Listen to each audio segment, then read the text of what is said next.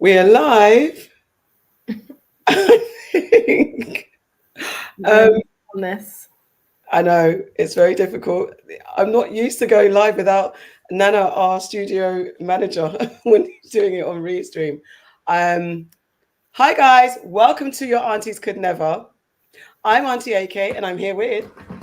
I'm Farrah, your resident Caribbean Yeah, queen. I've dropped everything. I feel like a kid that's got like a hand in the cookie jar.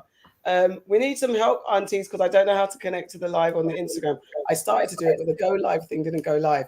But other than that, we are live. Oh, here it is. We're You have to live. press it now. Okay, I've done it.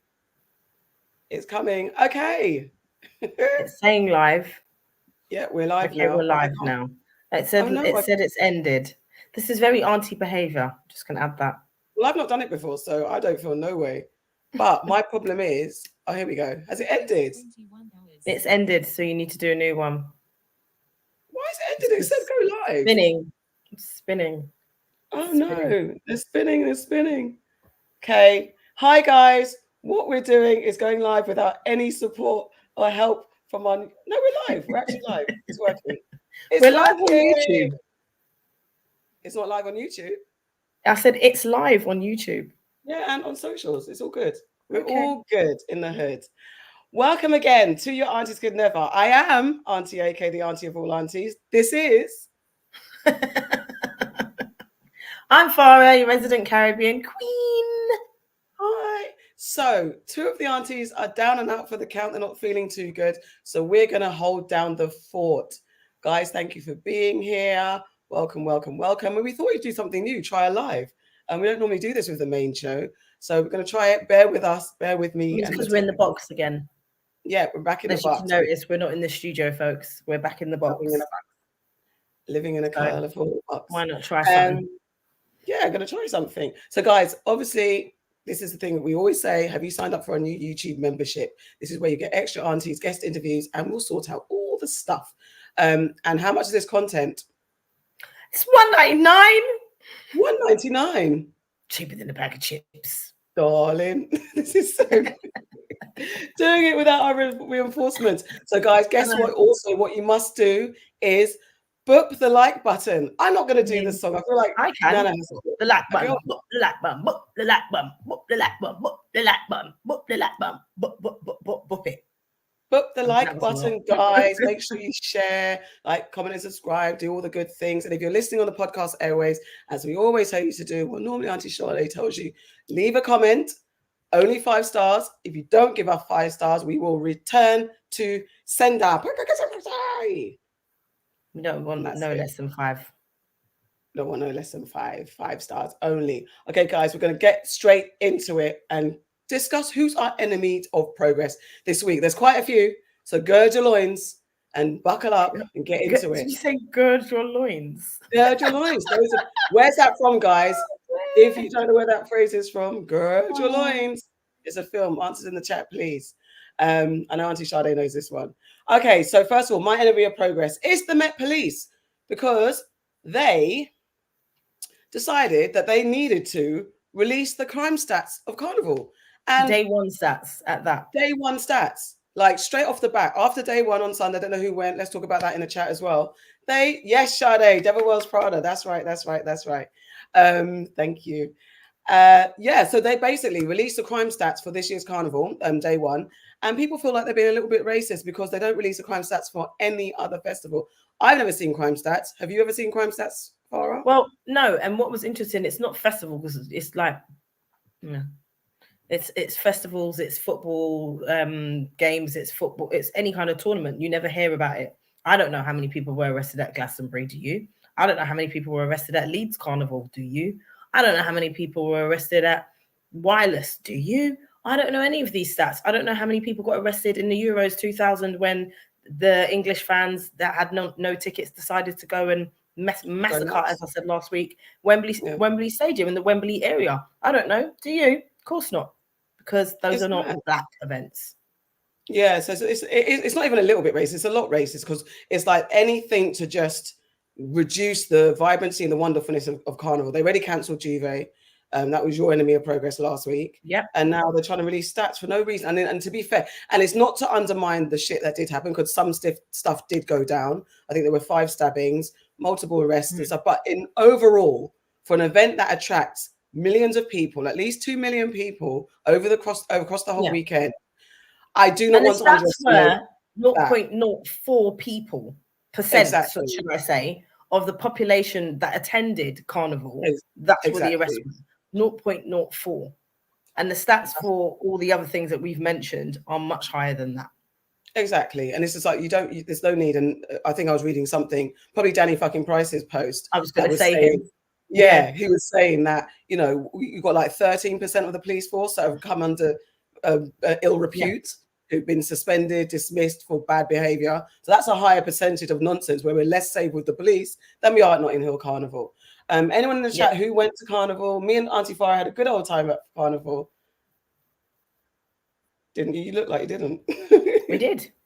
We did. Don't get me wrong. I'm straight off the back of Spice Mass in Grenada, so it was incomparable. It was enjoyable, but it was more people walking up and down and less reveling and all that. Yeah, it was nice. You know, what I did appreciate is that they spaced out the floats more than they had last year and I think the year before. So it meant that it wasn't as crowded, as close together. I appreciated that. But you know, it is what it is. They're trying to dull it down every year. Every year they're trying, but the kids enjoyed it. I went with the kids on Sunday, and then I went with the adults. I hung out with the man them from South. I was with you yesterday. I met up with you on a Sunday, and my daughter had a good time. And she met us up, and then it was nice. But yeah, lack of color. Like, apart from us as the melanated peoples, but the vibrancy of floats was missing on Sunday that I saw anyway, or I didn't see. And then Monday I chilled at big up JTK, and he had a little residency at home, one of the a house on Ladbroke Grove, and then we went to Rampage. We were at Rampage for a while, and that was fun. I met you afterwards, and then took a long walk home. So yeah, everyone's an enemy of progress. Oh my God, sorry to the organisers of Notting Hill Carnival, because they're really trying to kill its spirit, which is not. I don't know if it's the organisers of Notting Hill Carnival or the people around it. Well, that's what it is. Because the people that are on the board of Notting Hill Carnival, they're trying to make sure that it stays Notting Hill Carnival. So I don't know if it's them. I think it's more of the local council and those people that go and protest against it every year and go to the town hall and talk about it being violent, and the people in the press that say that, oh, it's a cesspit for violence every year, and that's all that it is. Now, Carnival generates 396 million. I just want to add that. 396 million it generates for the economy. Yeah, it's not a bad thing. It's not a bad thing. With 0.04% of arrests, it's not a bad thing. But because it's a black thing, it will always be deemed as a bad thing. And because it's in an area that they want to take back, they're going to chat shit about it every year. Well, let's get some comments. Hi, Nano and Sade in the chat. Thank you for being in the chat, supporting us from the other side of things. I know it's a bit strange, as Nana says. I mean, you don't need to lie down and get better. That's what you don't need to do. Thank you for supporting. At least wait for my chat. Just trying to help. So Nana's saying, I think it's everyone's to blame when it comes to the killing of Notting Hill Carnival. I mean, you know, yeah. Where's the money going? Indeed. Someone's asking you, Farrah, what? Hold on. Is this how we do it? I know I don't know how to do it. I was trying to bring the comments up onto the screen, but I don't think I can. But anyway, someone says able to wear her wings. Oh, hi! Oh my God! No, she wasn't able to wear her wings from Miss Jamaica. It was actually quite sad that she wasn't able to wear her wings. Thank you for asking. Why wasn't she able to? Because me and my sister-in-law had planned to do it, but when we were thinking about just how congested Carnival was and the walk down, because we walked from Kensal Rise down to Ladbroke Grove. So when we were thinking about doing that, me and my sister-in-law were like, we're going to end up wearing the wings ourselves. And I'm going to be honest with you, didn't quite feel that. So what we're planning to do is get them to wear it at a smaller kind of like local kind of carnival-esque event. That's what we're going to do, because they still want to wear them. But it's just, the idea of it was a lot. Yeah, so no. I get you. I saw a man wearing a Captain America suit, and he had the shield, and he was already bored. This was at the beginning on Sunday. So it's like, I know you're not going to last with that. That shield's going to end up somewhere on the roads. Yes. You know what? I did see a lack of costumes, but I think that's because when I Mm. caught the floats, it was more of the sound kind of system and the jab float with like and the colours float. So I didn't see costumes as much as I probably would wanted to. That was my only thing. But I think I'm spoilt now because I just came back from Spice Mass. I mean, So I'm just a bit spoiled. yeah, we're not even spoiled. It's like, come on, that's the reality. That's the real carnival. Sade says, Farrah, I actually love your hair like that. It is very cute. You look very pretty. Very cute, very cute, very cute. All right. Let's go on to the next story. Yes. Well, who's your enemy of progress? Hold on, let me get back to the duck. So, my enemy of progress, and it's this old chestnut. So basically, there's a man on social media, and he's calling Stormzy racist because Stormzy has done a scholarship for Cambridge University, and it's aimed at Black and brown individuals. So he took to socials and he said, basically, so let me go back a bit. It launched in 2018, and it's been focused on providing support to Black students who have no financial support to get them into the best schools. And it's changed from being 2 students a year, and now it's been expanded in 2021. It's an old clip, but the guy's basically saying that if it was a white person doing this, everyone would be up in arms. And why does Stormzy get to do this? And it's racist, and it should be open to all of this sort of stuff. Now, the reason why this guy's my enemy of progress is because we live in a world where Stormzy has to do this, bruv. Do you not get it? We're not afforded the same graces and the same benefits as someone from a Caucasian background. You know, we haven't grown up with generational wealth. We don't tend to have those things. It's very much hand to mouth. Even if you have family that come and they work hard, it's very hard to get into those types of schools. And sometimes when they see your name or they know what your ethnicity is, they don't want to accept you. So we don't have the same privileges. And it's like, for you to call it racist, you actually need to go and study the word and learn about it more, because it's not racist. He's trying to help people. That's what it is. And it's not aimed at white people because they don't need that help. If you look at the statistics for the people that are in Cambridge University, it's predominantly white people, you know, and also the vast majority of white people, should I say. Yeah. But what would be interesting, Mr. Man that's cussing Stormzy? What I'm sure maybe you're not a fan of Stormzy's music. So who are your heroes? Why aren't you calling out your kind of favorite artists and say, well, why aren't you doing anything to help us who are? Because I mean, yeah, maybe there's a underrepresentation of working class white boys, as they say, and working class students in higher education. Pretty similar, maybe I don't know if they're worse or similar to. It wasn't class that he was going for, and that's what was annoying. I understand. So my point is that it absolutely wasn't class; it was race.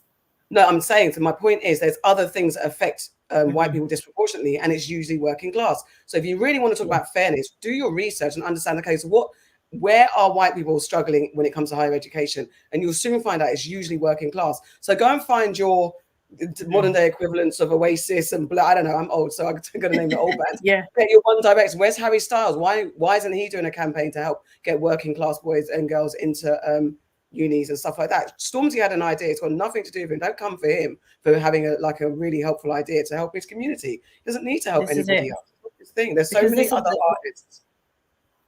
Yeah, absolutely. And no one would fault them if that's what they wanted to do. If that's what you want to go and do, you crack on, you go and do it. Let Stormzy do what he's doing to benefit people. Yeah, it's nonsense. So yeah, he's a big enemy. He can do one, as you say, normally. My enemy of progress, another one, is Ana Navarro for pushing boundaries with Barack Obama. I don't know if you guys saw this. Ana Navarro is a political commentator, and she received backlash after posting photos of herself adjusting the tie of former President Barack Obama and appearing to kiss him on the cheek during the DNC, the Democratic National Convention. So social media folks found the gesture inappropriate, given that Obama is a married man, if you didn't know. So one user commented, a lot of y'all are unfamiliar with boundaries. Unless you are my husband's personal assistant, close friend, or his tailor, you don't fix his tie. And then a journalist, April Rain, said, girl, delete this. You are not that somebody. However, some people defended Navarro, saying, if there is one thing Mrs. Obama is not, it's insecure. So find something better to do. So I want to know, who's the enemy in this? Is it Anna? Is it Barack for allowing her close to his neck? Or everyone else in the comments stirring the pot? Well, Barack Obama's still my enemy, isn't he? Really, he's not. I haven't removed him from the enemy pit from the statements that he made about Israel and Palestine. So he's still in the bin for me. Sadly, he's in the bin for me. So is he an enemy for this? For this, I don't know, because if someone comes up to you and they do that, you don't have much time to like back them off. I must admit, I've not seen the clip. I don't know what's happened, but I can imagine if someone's in your face and in your space and they're doing that quickly, short of him saying, "Whoa, lady, get off." And how would that have looked if he did that as well? How would that have gone down? Barack Obama shoves women away. Can you imagine? So, yeah, I don't know. Yeah, I do. I mean, that woman was too fast, and that's probably what it is, really and truly. She probably saw that as her moment, her opportunity to get in his space and say, "Let me adjust your tie, Farrah." Yes. Well, so someone else is saying Anna is the enemy for posting it. Because why did you have to share it? Because you know she felt some kind of cute, as you said, like, yeah, I did this to Barack Obama. It's stepping into someone's personal space, and you just don't do that. Respect the boundaries. We had the conversation about last week about, well, that was a bit extreme. Carly Red saying that no one could have her man's number, but this is like, I mean, Mrs. Obama was there. If anyone's going to adjust this tie, it should be him, no? Exactly. She could have pointed and said, "Oh, wifey, come look, it's tight." Well, she could have just gone like that, like on herself, like fix this. Because that's what I would do. I'm more likely to go like that rather than go up to some man and just like who I'm not intimate with and just start adjusting his clothing. I'm not doing that because I would appreciate if some man came to me and started touching me up and saying, "Straighten her." So it's a bit much. Yeah, she's an enemy. She's definitely an enemy. She's too damn fast. It's true. Sade says, "Why didn't the Secret Service stop her?" Imagine they all piled on like Men in Black, like get off, get away. It could have happened. Imagine. It could have happened, and then it would have been again Obama in the press. Woman gets assaulted. Yeah, you're right. The caption. I can't read your name. I really don't know what your name is. But you said the caption wasn't necessary. She didn't need to post it. You just keep it cute, and keep it moving, keep it stepping. In your personal bank, isn't it? She didn't need to put it out there. Exactly. She's an enemy. All right, who's your next enemy of progress? They're getting through these really well. Now, I don't know if this person is an enemy or not. I'm a bit conflicted. I'm a bit on the fence about this, I'm going to admit. So basically, there's a woman on social media, and she said, all women over 30 want a man. There is no single woman above 30 who is happy being single, no matter how you pretend to be. You want a man. Firstly, honey, not everybody wants a man. Some people might want a woman, or some people might want a fluid person. There's all different, there's lots of different spectrums out there. Yeah. So for her to say everybody wants a man, darling, it's the 21st century. Roll up with the times. But I don't know. The reason why I said I'm a bit conflicted is because I get it. Like, if you want companionship, let's call it that rather than saying you want a man. But if you're of a certain age and you want companionship, you start looking towards the future, and you start thinking about when you're in your old age, and wouldn't it be nice to have a partner in crime to do things with? We've spoken about it. I want someone that I can travel with. You can't live with me, but I don't mind if we can go traveling together. And you can rub my feet sometimes, and when I allow you to come and stay at my house on the odd occasion that my child's not here, then great. But you got to go home. So I get it, but that doesn't mean that everybody does. I know plenty of women who are in their 30s and over, I might add, who are perfectly happy being single, and they're not pretending to be happy. They are happy. They have decided that this is the life that they want, and there ain't nothing wrong with that. So for her to say that, no matter how much you pretend to be, that part of the statement I disagree with. Yeah, I mean, I was a bit confused. Is she an enemy or not? Look at her truth. Let's just say it's your truth, isn't it? I think that's what it is. Making blanket statements about all women is just dangerous, because none of us know that. Actually, nobody knows the actual truth. I believe I know women who are absolutely perfectly happy being by themselves. They don't want a man. And it's not even that all men are no good. They just literally like their own company, like the freedom of not being responsible for anybody else, and just minding their own damn business and living their lovely single lives. I get where she's coming from in regard. Society places so much weight. We talk about this all the time. So much weight on a single woman being so destitute for cats and loneliness and just spinsterhood, and it's seen as a negativity that there's it's so hard to fathom that a woman actually takes ownership of her future and does not want a person in it. getting on their nerves and dirtying up their sheets. So it's just hard for people to understand that. But it's fact, it's out there. Even my always think that if it's not everybody, it's at least one. So you can't say everybody. So yeah, that's a lie. Yeah. And hello, Sora. Thank you. I get your name now. Yes, a lie. She's like in the garden. Yeah. Because okay, she's not totally in the bin, but she's outside. Not quite in the bin. She's on her way to being in the bin. Okay. I will say that. Charlie says you can't speak on other people. Her statement was giving attention seeker behavior. Her statement's given, I'm going to try and get a man this way. Yeah. Pick me behavior. That's what it's given. It's pick me. Okay, Advai, who's your next enemy? It's a bit more of a serious one. Oh, is it me again? Oh yeah, actually, yeah, here we go. So it is very serious indeed. So I don't know if you guys have been following the latest updates with the Breonna Taylor story, but basically a judge blamed Breonna Taylor's boyfriend for shooting and dismissed key charges against the 2 former police officers who have killed her. So the federal judge lowered the charges against the 2 former officers who fatally shot Breonna Taylor in her home in 2020. He said that the actions of her boyfriend were what caused the shootout and the shooting and for her to be murdered. He has dismissed those charges, but he has continued with different charges. I'm trying to find what that is now. Basically, there's lower charges. I think it's because they forged the warrant and things like that. But he's saying that the murder was not, her murder was not due to the fraudulent warrant. He's saying it's due to the actions of her boyfriend. Now, bear in mind, Breonna Taylor and her boyfriend were at home at night. They heard an intruder and he reached for his weapon, which I think he had a right to have. Weapon, right? It was a legal weapon. So for him to say that he's responsible, that kind of goes against every other ruling of when you're standing on your ground and all that shit that they talk all the time. So that judge is in the bin for me, as are the 2 officers, as are the state, as are everybody who have failed to grant Breonna Taylor justice.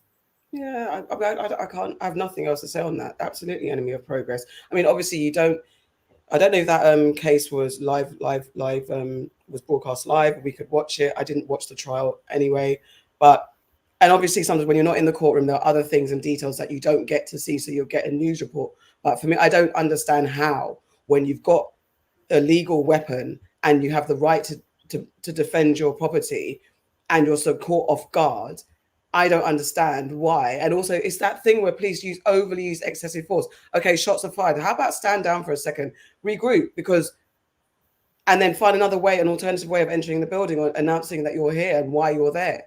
And I don't know. I mean, yeah, he's an enemy of progress. I don't have much to say on it.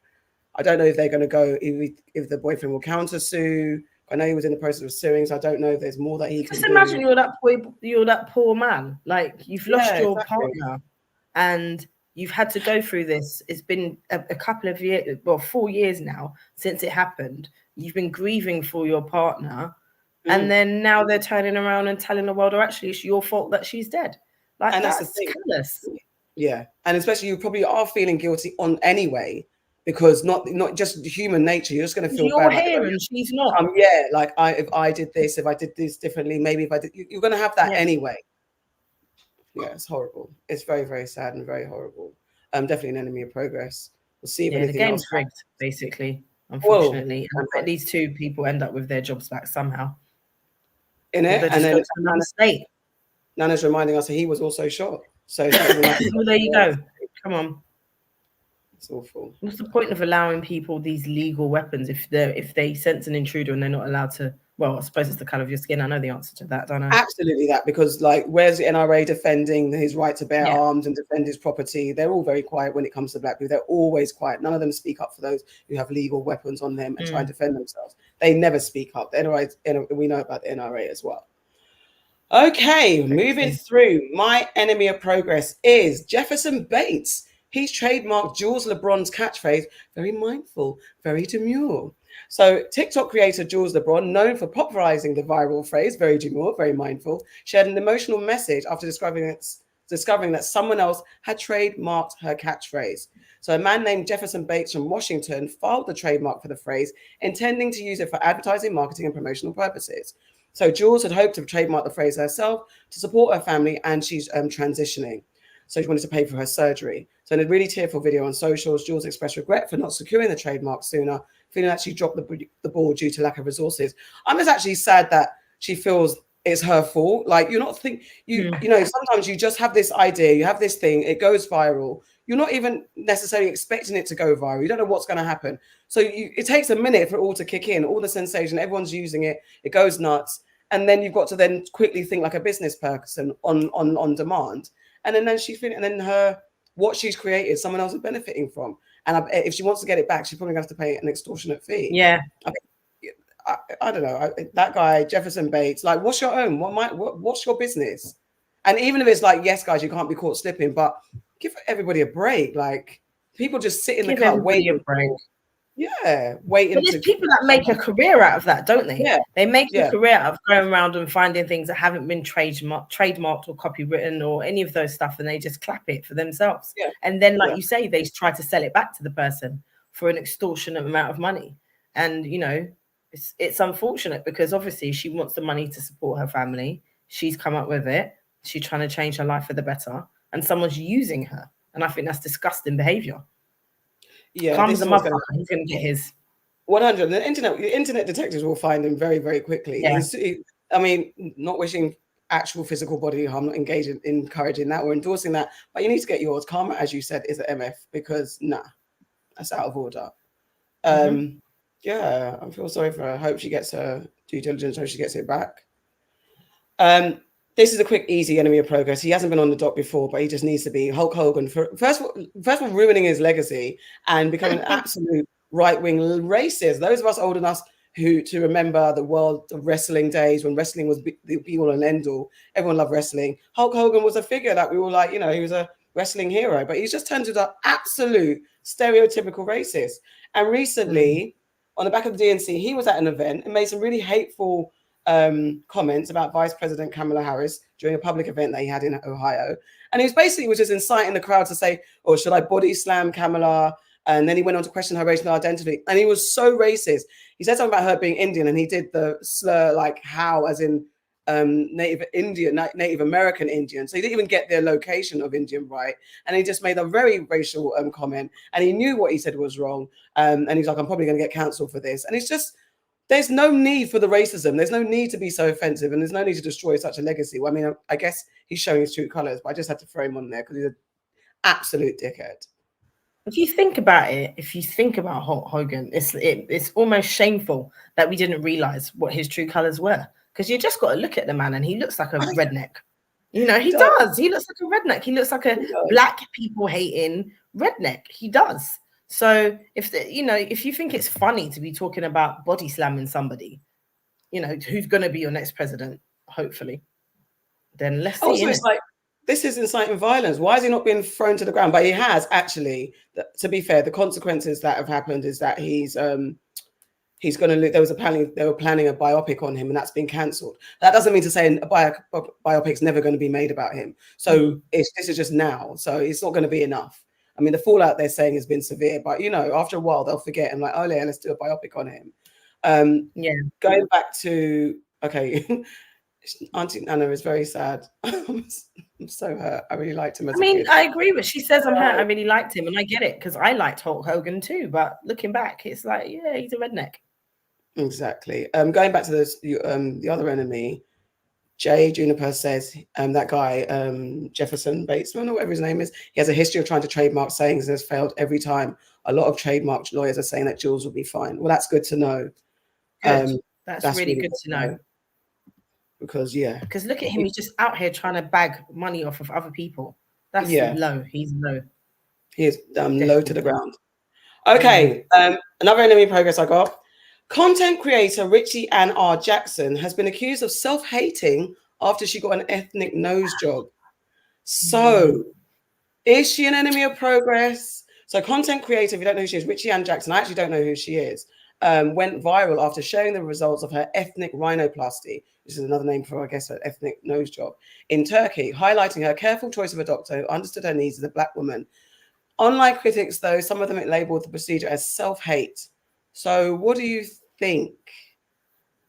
I mean, I get where they're coming from, because it's called an ethnic rhinoplasty. Ethnic. Yeah. Like, I saw pictures of her before and I thought she was beautiful, but I will always say that if you're not happy with yourself and you want to do something about it, do it safely. And if that's what you need to continue your life, then fair enough, within reason, you know, as long as you're safe and you've done your research. What I don't like is the term ethnic rhinoplasty. I don't like that term, because what are you trying to do? Like, well, we know what you're trying to do, but who named it? Who coined it that as well?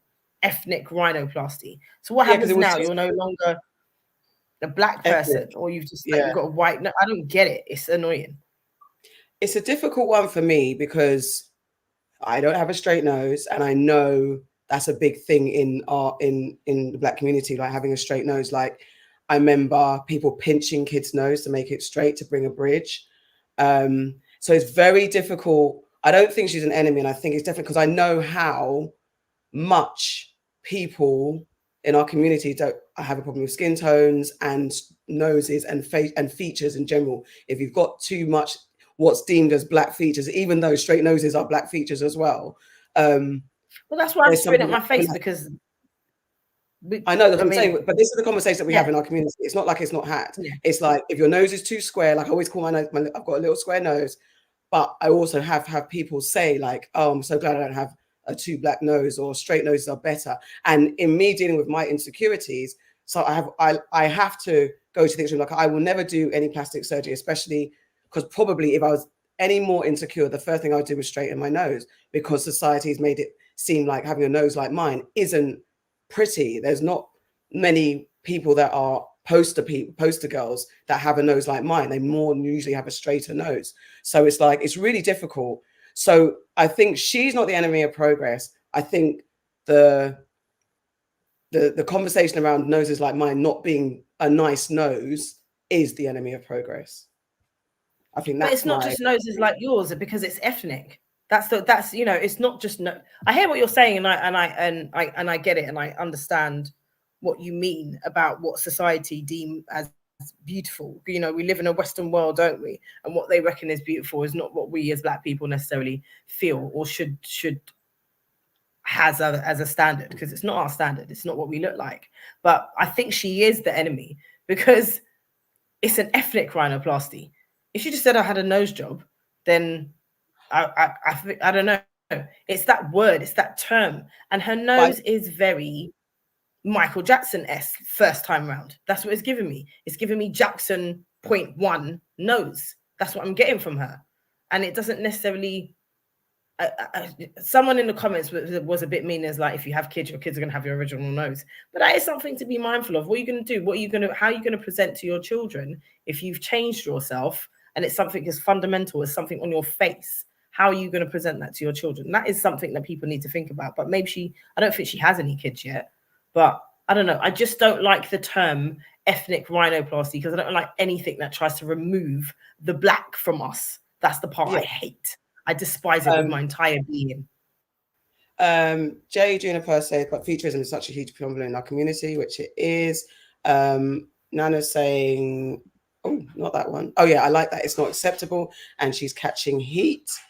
Sade is saying, oops, I can't. Yeah, it's her nose. She can do what she wants. Hopefully, she's through it though. No, hopefully she's thought it through, and I agree. That's what I mean. As long as she's done her research and she's done it safely, she's entitled to do what she wants to do. It's the term that I take umbrage with. You know, like, who came up with that term? I feel less. I mean, I think it's I guess in the industry, as it's gone along, they've put a category on it. So it's not even her that came. I guess it's not her that came up with the term. I feel like the practice is, because it's continuously reinforcing that this nose is not a good enough nose. It's not a pretty nose. It's but not I don't I don't. If we're talking about plastic surgery as a thing, I don't necessarily think that it's that only. Have you ever seen anyone say, I want a square nose? Yes, I have. Yes, I have. If you remember David, the guy that died in the one that was in Big Brother, and he was Michael Jackson's friend. There was a stage where he had a nose like Michael Jackson, and then he went and had a reversal and had a bigger, fatter nose. That's what he went and did. So I have seen it go the other way. Is it common though? Is it common?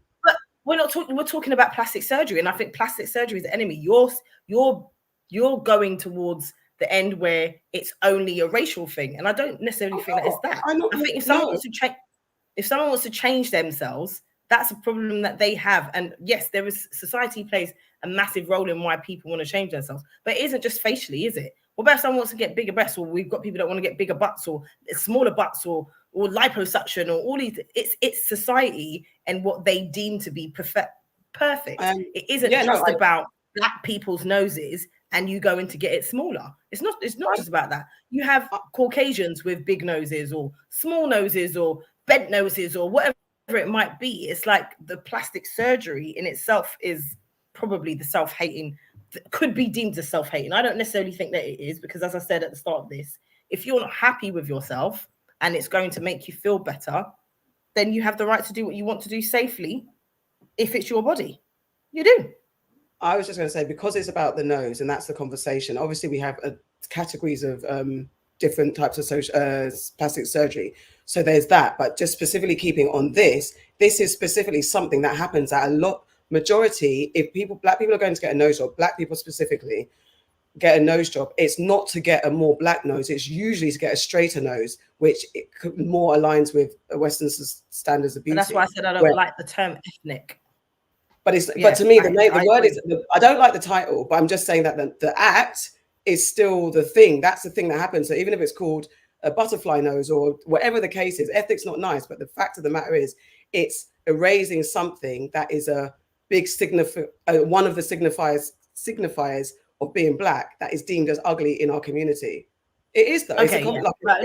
I hear where you're going with this. I don't know if it's not deemed as ugly in our community. It's not in our community or in the Western. Is it not the Western influence? No, is it not the Western influence? Because if you went to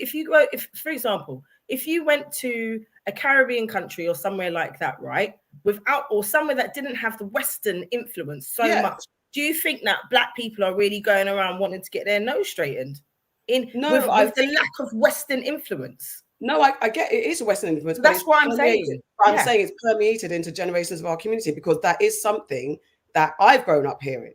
I've grown up in this not white Western community. I know, but I'm just saying that I'm talking about the black community in the West. So it's like, no matter what, I have to speak in what we've been affected by. Yes, I know it's not what we came up with, but it's something that we have adopted and been brainwashed into believing. So it is something that we act out in our community. So I can't go and say, well, white people, it's your fault at this way. How many black people do you know that have had nose jobs? I know one person, but I'm just saying I don't know many people. But I know in our celebrity world, we know that lots of black women have had plastic surgery on their noses. We know that people have had straightened noses. It's not a secret that people have done that. There's quite a few. So it is a thing to not appear. So, and it's so mad because straight noses are black as well. You can get straight noses in black. Like the straight noses are black as well. So it's just a mad thing. But yeah, let's see. Scovia says people need to understand that the European standard of beauty is pushed to the minorities to make us feel some way it stems from slavery, which is what you always say. Yeah, it's definitely exactly that. I think hold on. Sade says lip filler are more of an issue in the black community. I think because it's cheaper, isn't it? Or I don't know. And butt lifts. But I do find that strange too. Yeah, me too. I mean, you know what? I think because I'm conflicted, because I definitely believe that if you want to do something, I'll say it again, do what you want to do to yourself in all safety. But I think the word that I find it sometimes is sad that you feel the need to do that. But if it makes you happier, then I get that too. Yeah, it's that.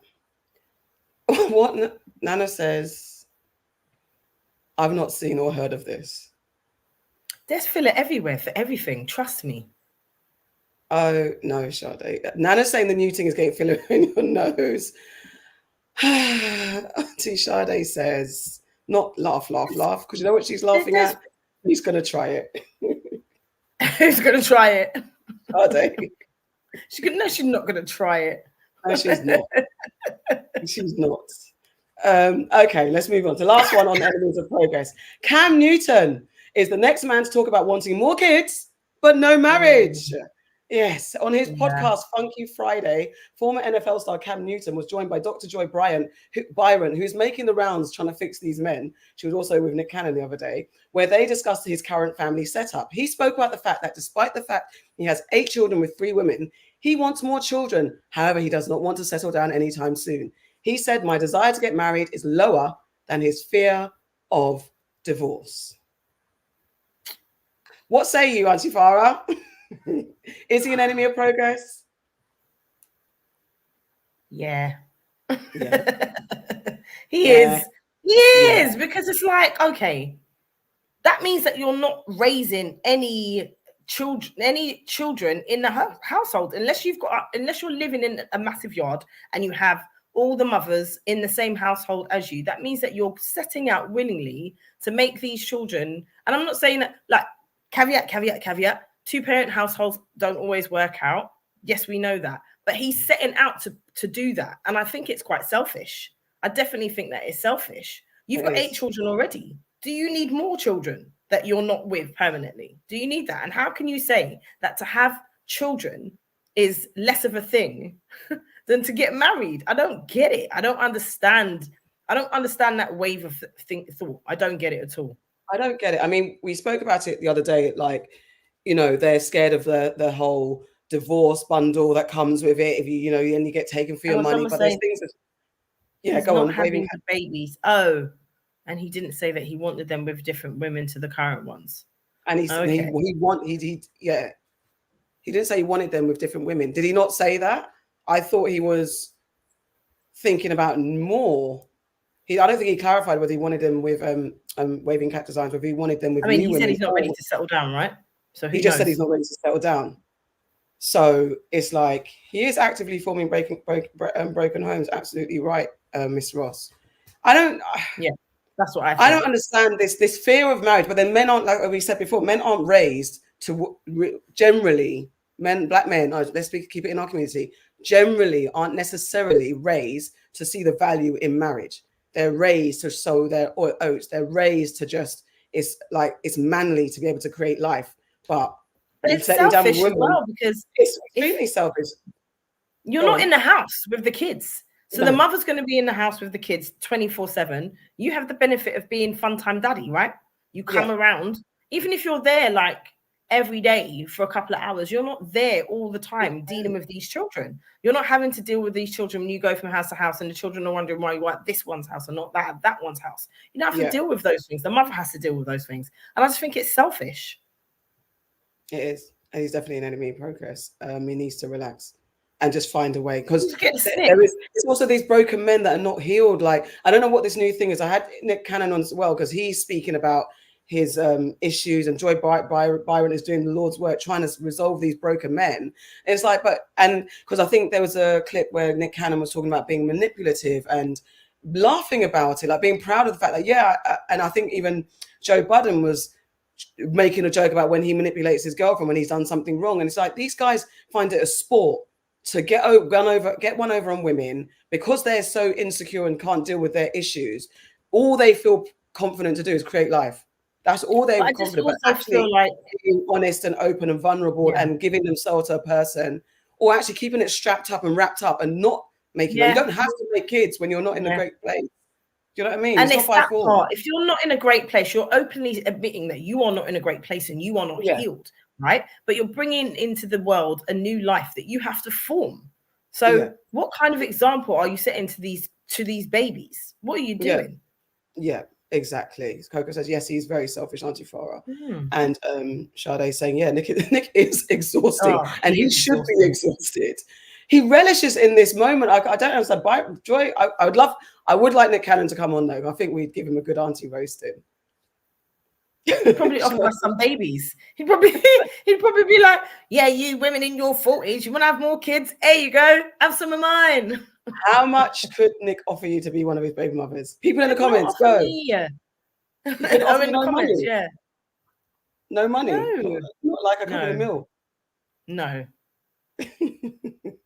No. Okay. So then my kid is like 1 in a 10th. No. 1 in 10. Okay, just checking. Is there a number on fake happiness? Who knows? All right, guys.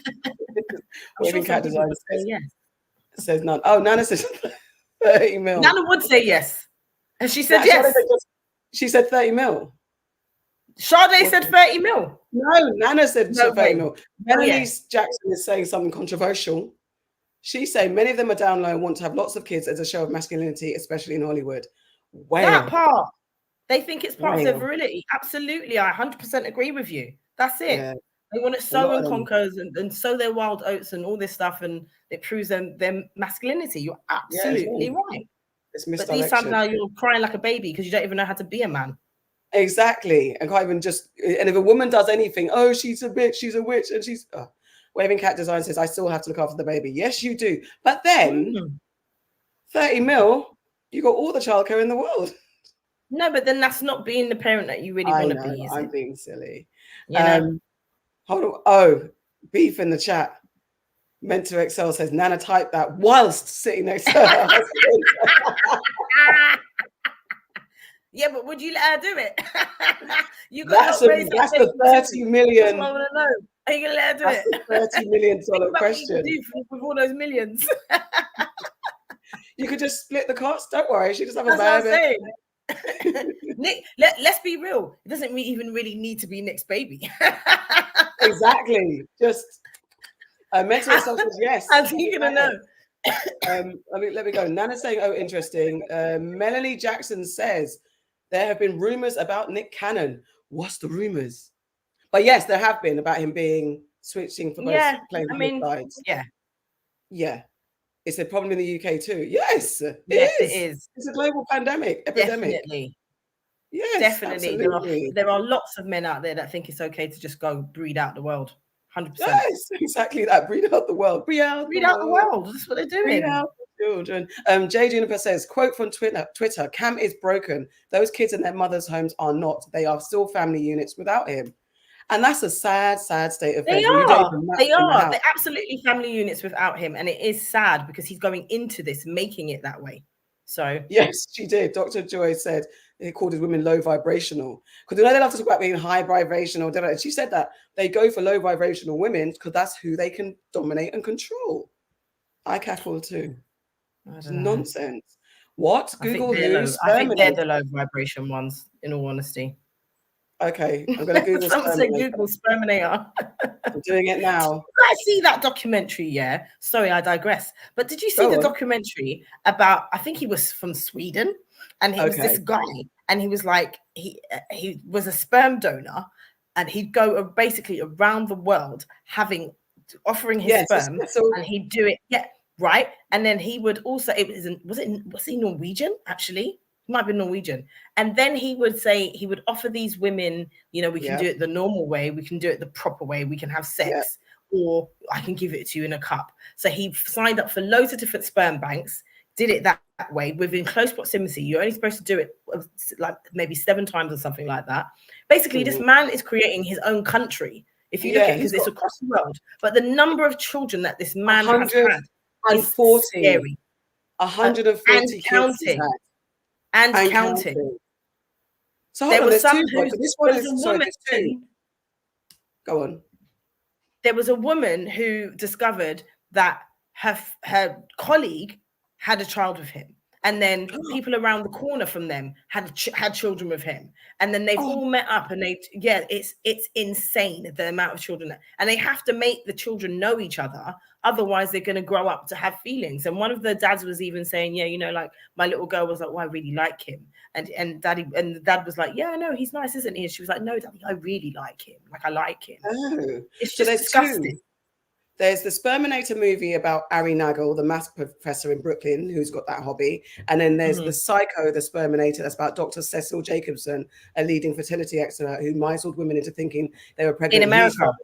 He's fathered 75. Hold on. Yeah. And so this guy that I'm talking about is Ari is on 140. Yeah. I think it's more than that. Well, now. Okay. He wanted to, one of the gang he joined. One of them wanted to create a master race. Can you imagine? That would almost like that's what he's doing. They're running rampant in Kenya. Why do they always go to these countries? Get out of here, man. That dome that we need to build. Okay, so saging all the enemies of progress. Sage. Now it's time for welcome to the family. Auntie Farrah, take it away. Okay, I would like to welcome to the family, funnily enough, my cousins, my Trini cousins. And the reason why I'm welcoming Trinidad to the family is because they are going to be redrawing their coat of arms to remove the Columbus, 3 famous ships. If you look at the coat of arms that's on, it's got like at the bottom of it, it's got the ships, Christopher Columbus's ships. So they're saying that it's not something to be honoured. So they're going to be removing it. And I just think it's a great step forward in removing all the wrong that man did and like-minded people. So Trinidad and Tobago said they're updating it for the first time since 1962 to remove references to European colonization, especially the Christopher Columbus 3 ships, the Piñata, the Nina, and the Santa Maria. And these will be replaced by steel pan. These will be replaced by steel pan. And Prime Minister KEKE FARRAH announced this change, which is part of the broader movement to eliminate colonial symbols worldwide. And I think it's fantastic. I really, really like the way that the Caribbean countries are coming together and basically just saying, we've had enough now. Enough is enough. You lot can't rule us or run us no more. So here, Trini. Away from us. I agree. Definitely welcome. Yeah. It may inspire more removal of the colonial ties and evilness that's still in our countries. I'd like to see a day where I go to a country and the royalty is, not on the notes. Like in Grenada, Eastern Caribbean dollars, it's got like the Queen on it still. And I know that's probably going to be changed soon to Charles, but it's like, I hate it. I actually hate it. It's horrible. And I think, it's horrible. It is, hopefully this will inspire. There's lots of movements happening in the Caribbean, which is very inspiring and empowering, actually. So, long may it continue. Get rid. Just wanted to extend a big hug and condolences to Mariah Carey, because she announced the deaths of her mother and her sister, Mother Patricia and her sister Alison, who both passed away on the same day over the weekend. She did say that it's horrible. There's no details about what happened or how they passed, but she said in a statement that she was grateful to spend the last week with her mum. No details about her sister. And it said that Patricia, her mother, is a former opera singer, and they had a complex relationship. And likewise with her sister, she had a kind of complex relationship. But whatever the case is, lots of love and condolences to Mariah Carey. Okay, guys, again. So now it's time to get into Aunties Know Best. We're going to solve some dilemmas. And don't forget, please send us your dilemmas. You can email us on yourauntiescouldnever@gmail.com or DM us. Just get it to us straight, quick, fast. So this one was sent in to us, and he's asking, is my man bored of me? So he's lovely. I love when they kind of pick us up. It's so cute. First of all, I would like to say thank you for being such great podcasters and touching on subjects that are really important. I am part of the family and I've listened to pretty much all of your videos. Thank you. I love them. So thank you. And please never stop. You all bring something special to the podcast and are all fantastic women. Thank you so much. Thank you. Cutie pie. So now he said good. He didn't say gird your loins, but he's going to say gird your loins. This is going to be slightly long. So have a glass of water next tune. So I'm currently dating a man who is 18 years older than me. He's 46 and we've been together for 8 years. To be clear, we are both men. I'm at a stage where I feel like the spark is missing. He's never been the greatest communicator, but shows his love through spending, which I appreciated before. However, as I've grown older, my love language has shifted from acts of service to words of affirmation. His energy levels vary greatly day by day. He ensures that all our bills, any outings, clothes, shoes, and holidays are covered, ensuring I have a peaceful life, which I'm beyond grateful for. I cover essentials like food and electricity. However, I'm finding him slightly boring now. He's a workaholic and talks a lot about work, which I do enjoy, but he often avoids discussing our relationship problems. The only way I can get to address these issues is by threatening to leave, which then gets his full attention, even causing him to call in sick to work. However, the other night we went out for dinner and it felt awkward. I tried to converse, but he was in a challenging mood. For example, we were talking about a plane. I called it a G5. He said he didn't understand what I meant. which led me to Google the correct name. So I said a Gulfstream G5550 or whatever. And he said, so it's not a G5. I hate when people do that. He can sometimes use his knowledge and age to belittle me, or maybe I'm paranoid. He knew I was unhappy, and the next day he came home with a pair of designer glasses for me. Instead of being happy, I rolled my eyes. God, this is his pattern, masking issues with gifts instead of addressing them. I wonder if he's seeing someone else or if he's just bored of me. He hasn't given me a reason to question his faithfulness, but our routine of morning messages and photo updates during work has slowed down or changed. My dilemma is understanding if this behavior is normal for men in his age group. Do they change at this stage, preferring peace over chats? Is there room for change? Is he bored of me? What do you think, guys? And wow. It's a lot. Okay, so he's 46 and you are 28. Yeah. And you got with him when you were 20 and he was 38. Yes. That's the problem. So the problem is, not to say that these relationships can't work, but the problem is you've gone through early adulthood to now you're nearing 30 and your lifestyles are probably not aligning, you know? And the other problem is you're probably not the person that he met, because you are growing up and you're evolving into a new person and you're finding yourself, and that's all warranted. Whereas he, at however old, 38, was into himself already. He kind of knew who he was and he's just maturing.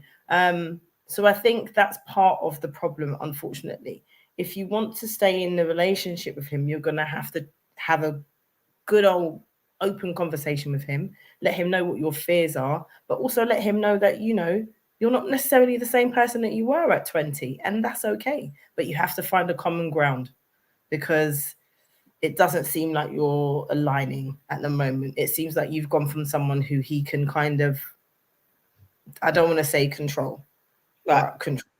Yeah, I think, or impress, maybe that is that. Impress, that part. Yes, that's the word, not control. Impress. And you're past that point now. You know, you've matured.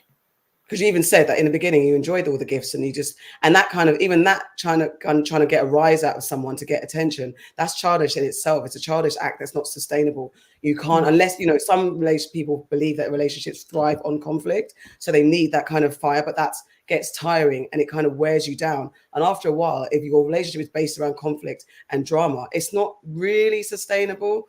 And I definitely agree with everyone. He's aged out. You're maturing, but the only way to you have to have a mature conversation. And if he avoids those conversations, then he's not for you. Because if you're someone that likes to talk through your feelings and want to get to the bottom of things and improve the situation, I mean, this could be resolved in a conversation. It doesn't mean that it's over, but it sounds like you lot aren't equally yoked anymore. It's a conversation. If he avoids it, you need to go. You need to go, because you're young and he's aging out. And especially if he's only listening to you when you're threatening to leave as well. Yeah, that's long. You know, that's not sustainable either. No, and if you're threatening to leave, you need to really think about what you're doing too. If it doesn't seem like you're happy. And Sora's saying he might be looking for someone younger now. There's all of that. There's that too. And this is, you know, textbook, unfortunately, for men of his age. It is textbook. I know there's a different, I guess maybe there's some different rules when it comes to the LGBTQ community between guys and dating, but usually men are men. Doesn't matter who they're into. And at that age too. Hold on, let's go. Curious. Miss K says, curious, would your advice be different if it was an older guy and a younger woman? What are we saying? No. I'm trying to think, what do we say that? Because it's happened now. You lot have been together for 8 years, so something worked at some point. Maybe. I can't speak for you, but for me, I'd say the same sort of thing. Because if you're in your 20s, if you're 20 years old and you start dating someone who's 38, you're impressed by that at first, isn't it? But anyway, sorry, inside joke.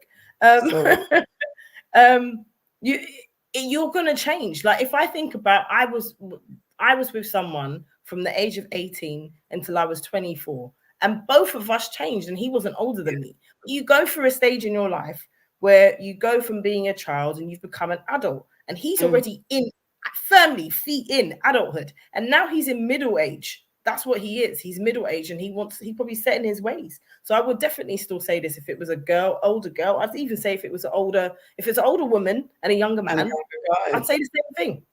Yeah, because I mean, obviously the dynamics, we know the stereotype that an older man, younger woman is frowned upon more than an older guy, and an older woman and younger guy. And then in the guy space, and I said, I know there's probably just different rules when it comes to men and how they date. I'm not in that world to completely have an authority on it, and I'm not a man, but it's the same thing. You age out, and yeah, it's the same thing. And what Auntie Farrah said. No, Auntie Sade, the joke will not be shared. Okay. It will be, just not on live. Okay, as far as we do the next dilemma, which is a quick, funny one. Or is it? Or is it? Or is it?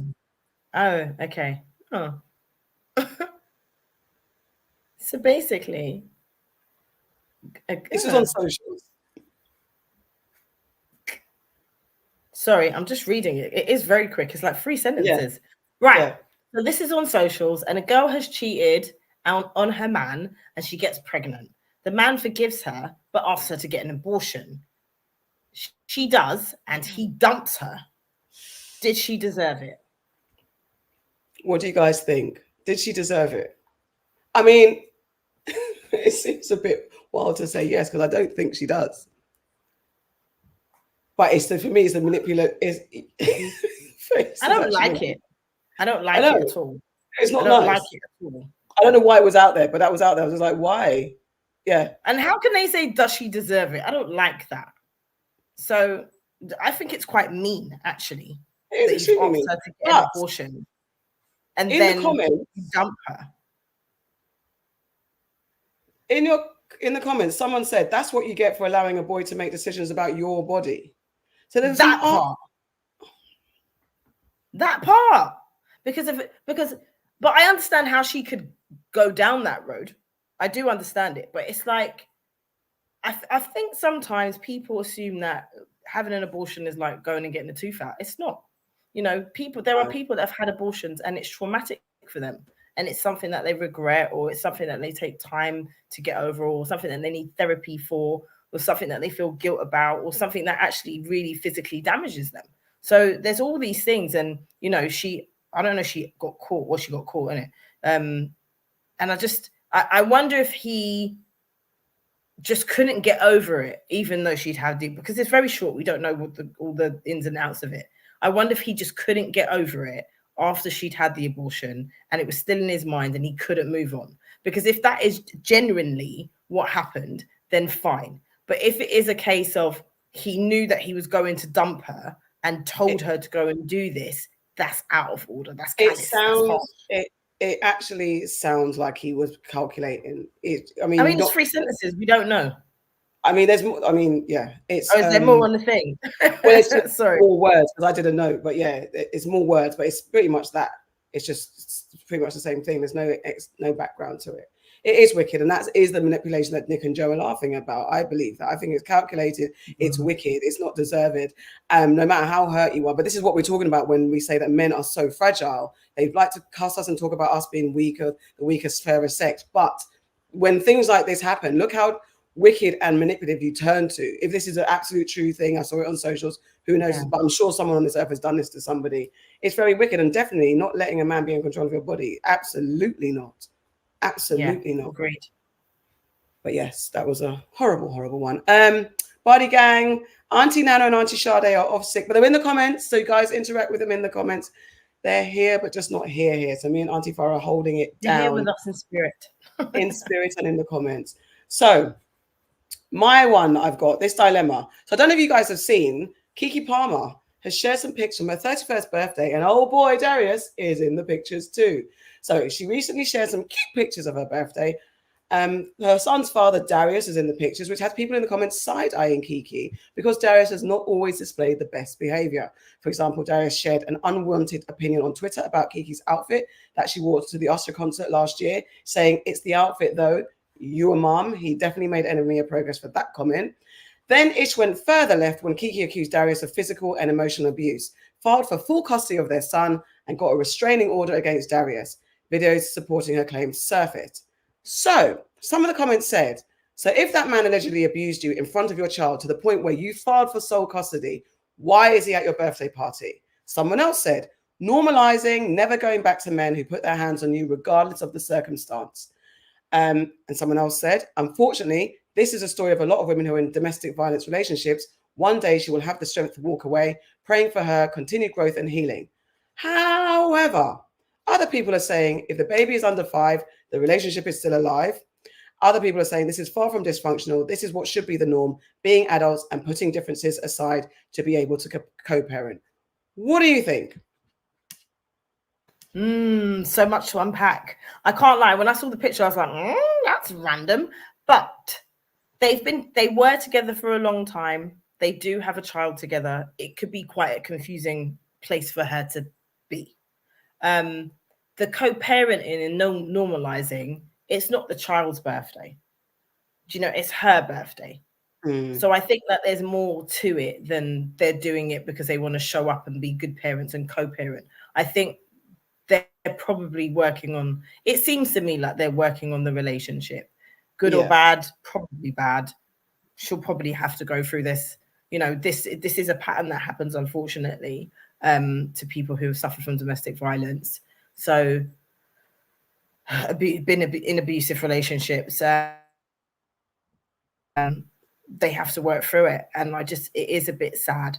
But I did sigh, I can't lie, I side-eyed because I thought this is the same man that was trying to call you out on social media and was doing the most. But we don't know. Maybe he's had therapy. Maybe he's gone through it. Maybe they've resolved their issues. We don't know. The story's yet to unfold, isn't it? The story's yet to unfold. And it's that thing of, it's all on socials. And I know he took to socials at first, and then she kind of had to argue it out to kind of defend her position. And everything's public. And I think that's the problem, because what if she hid him from us? And then later on, this like, and it's like none of our business, but it is that. Mad if she didn't, if she purposely avoided showing him, does that then mean something different? Does it mean like, you know, you're ashamed? Or how do you navigate this when you're a public figure and everyone's been up in your business? It's really difficult. I think we in the comments need to stay out of the comments, but also, so, and KEKE Palmer is so loved, and she's like our niece, our cousin, girl next door. And everyone just, in theory, just really cares about her well-being. But Miss Ross says this is a useful pattern. I hope it doesn't end poorly. Yeah. And I also feel like Darius is not the man that she could have been trying to keep this thing secret either. Like that, I don't see, does he seem like the type of guy that is going to be like, we don't need to tell the world? He seems like the type of guy that's like, are you posting that? Yeah, like, oh God.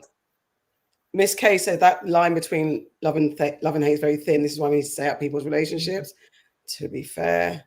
And then Scovia says, KEKE and Darius trying to make domestic abuse a normality. They need to remove us from the group chat. DV is very serious, and especially young people shouldn't think that DV is okay.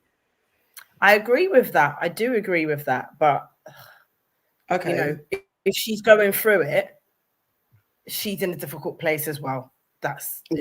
It's just all messy. I think it's very messy. And so Jay say, go on. Jay say, not defending him. I just think it's very messy. Not defending him at all. But is it not possible for an abuser to change? I know that sounds naive, but we aren't in here. We aren't in their relationship, and it's easy to project and throw DV statistics at them. That's also very true, Jay.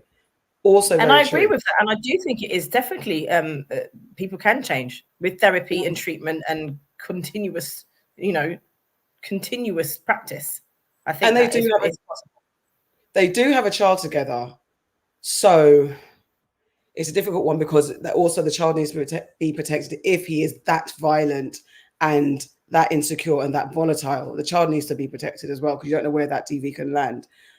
It's a different, but you've got to co-parent, especially if he wants to be active in the child's life. I don't know. It's a difficult one. But yes, as Bardigan says, let's also be very real. How many times have we and our partners got into some unforgivable arguments, but forgive them? The difference is theirs was publicly, which is why there are opinions. True. Yes. Bardi also says, on a nice note, well, I see Auntie Farrah is finally on one of the lives. Feels different having you here, but it's an amazing touch. I hope you enjoyed yourself in Grenada. I had an amazing time. I wish I was there now. Yes. But it's nice to be here with you all too. Yeah. I mean, I could have done this from Greens, to be fair. You could have. All right, do the next one. And we do like one or two more. Okay. Bye. All right. Hold up. Wait a minute. Hey, number Tutti Frutti. All right. From Lipstick Alley, how do you handle a needy friend? Currently about to ghost my friend. She's too effing needy.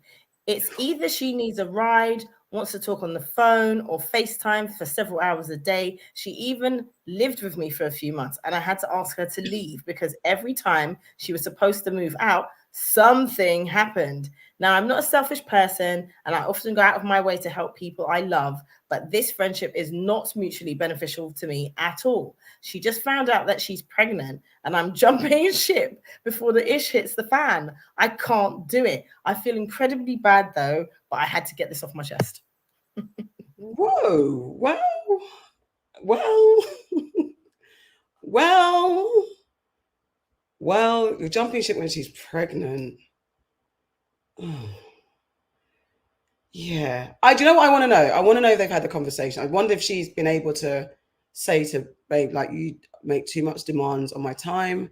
I need my space. Let's put up some boundaries. I wonder if you've had that conversation or if you just ghosted. Because I think, as always, I've had to learn as well, if people don't know what they're doing wrong and you don't communicate to them what they're doing wrong, it's not necessarily their fault in some aspects if they're doing wrong things, especially if it's not like actual physical, spiteful, wicked things.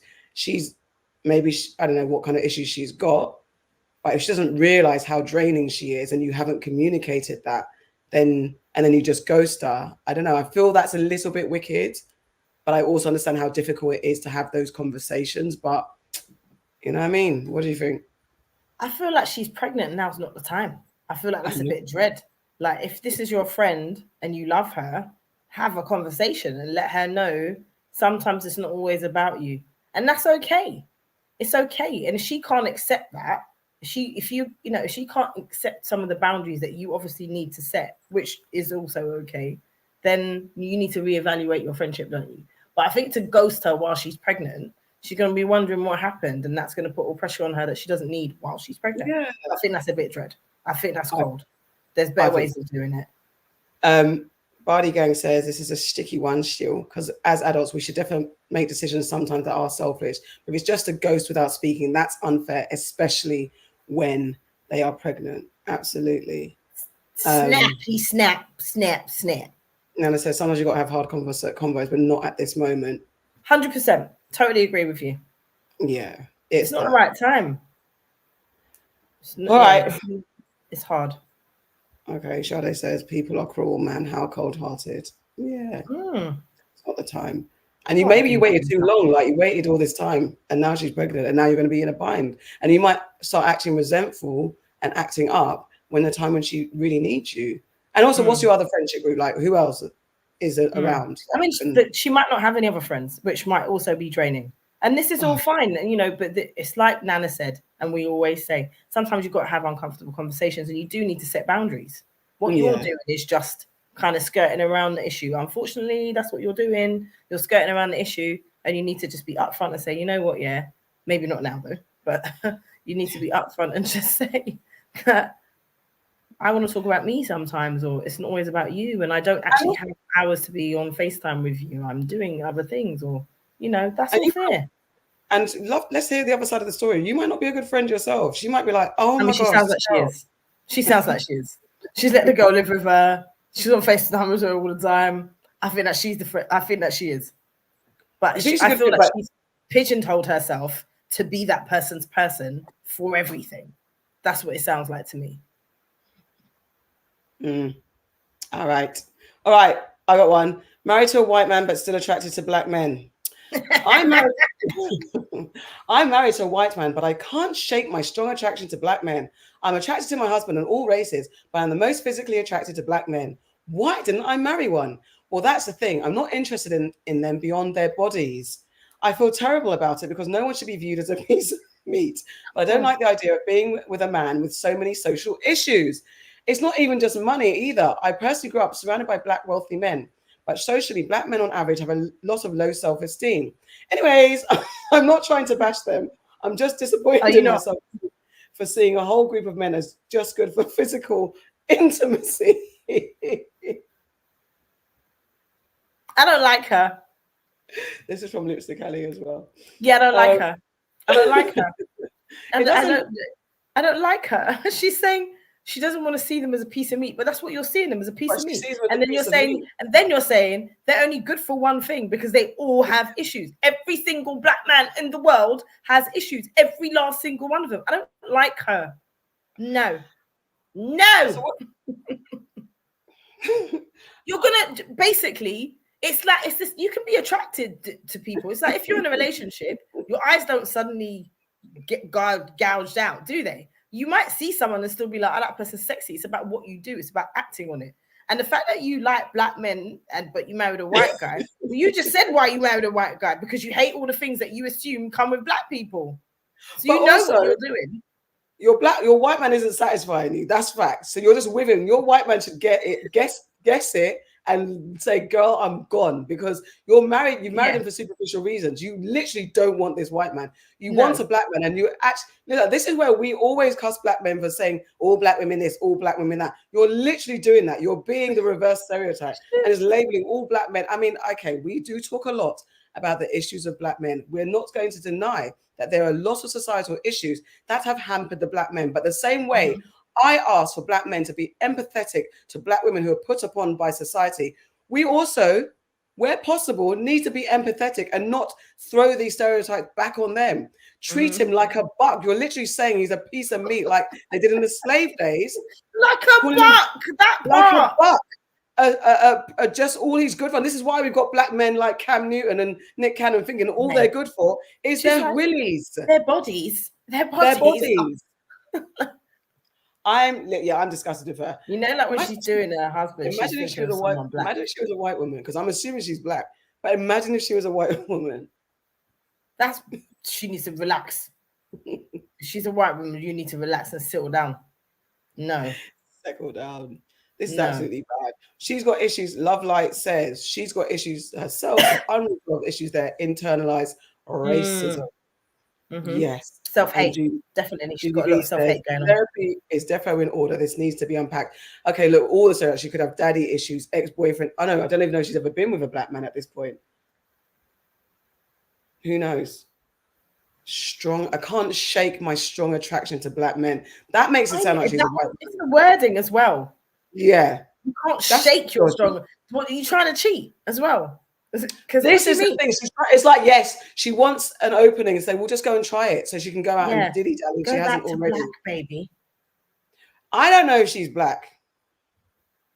I know it is a little bit vague. I'm married to a white I feel like she is, though. I feel like she's a black, self-hating black girl. That's what I think. Who has gone down who's gone down the white man route because of all the reasons why she said. Like, she thinks that all black men are, low vibration. Because she's you're a low functioning woman, bro. You're a low. She is. Should I do the one about hair? Yes, you should. All right, cool. My best friend won't let me wear my natural hair at her wedding. My best friend is getting married and she's insisting I wear a lace front wig when she knows I'm a natural babe who hates fake hair. We often debate the fact that I think wigs and European standards of beauty have black women in a chokehold, and that she thinks black women can do what they want. Wigs are no big deal. However, we usually respect each other's differences, as we are really best friends and have been since high school. She dropped this wig bomb on me when she asked me to be her maid of honor. We went to lunch and she asked me. I wasn't surprised, but then she pauses and says, she has one big request, and that I have to wear a wig in line with her and the other bridesmaids' aesthetics. I was like, no, because no, she knows my politics. And finally, everyone knows the maid of honor usually looks a bit different from the rest of the bridesmaids. She was adamant that it's what she wants. A couple of days after, I called her and I asked her if she was winding me up. She said she wasn't. When we hung up, I sent some long text saying that I'm tired of her judging me, and that if I don't do this, then I'm not. No, wait. When we hung up, she sent me a long text saying that she's tired of me judging her, and that if I don't do this, then I'm not a true friend, and basically it will change how she views our friendship. I was so pissed I didn't reply. I want to tell her that she needs to find somebody else to be her maid of honor, and that I'll come to the wedding as a guest. Is that petty of me, or do you think I should compromise? Just one day for my politics. I'm your best friend a good friend would not ask you to compromise your politics for a picture, and that's it. Because no one's going to really. Huh? It's more than a picture. It's a picture. It's more than a picture. Because everyone's like, okay, it's just for the aesthetics, just so you can get people like, oh, she had a wig on as well. And politics are politics. We agree to disagree on a day-to-day basis, but you want me to put a wig on and compromise my politics just so you can get a picture. I don't care. You just want a good picture, and that's it. No, you're not a good friend. So if I came to you and I said, AK, I'm getting married. Firstly, remove yourself from the floor. But then secondly, I'm like, I want you to wear a bright red straight weave in like Farrah Fawcett style. I mean, you've really lost me. All the bridesmaids are wearing. You know that I'm not going to, because we're going to argue for hours, and you know me and you can go round for round. We will argue forever. And first of all, you say it's what I want. Yeah, that's your business. You want me to wear a bright red wig for your wedding, sis? No. I'm going for Jessica Rabbit theme, and if you go with your natural hair, it's not Jessica Rabbit. You know what? Do you know what? You'd have to be having a joke, and I'll be like, oh, I'm in on the joke. There's no way and I know you too well. This is a ridiculous scenario because you're not going to do that. So it is what it is. However, do you know what? Actually, as I'm talking, I don't even know what reason you could give for me to then say, I guess my politics aren't that deep, but if it's your friend's deep politics, that this is what you're challenging her at a time when you feel like it's like a gotcha moment. It's like the guy with the cul-de-sac hair trying to say, okay, I'm not going to cut my cul-de-sac locks unless you take off your wig. It's that kind of moment to wait to have your one up on someone. That means you're just sitting in the cut waiting to get your friend on a back foot. No, man, I ain't going. I'll be in the audience, in the audience, in the reception. Yeah. What about you? Would you do it? I can't lie.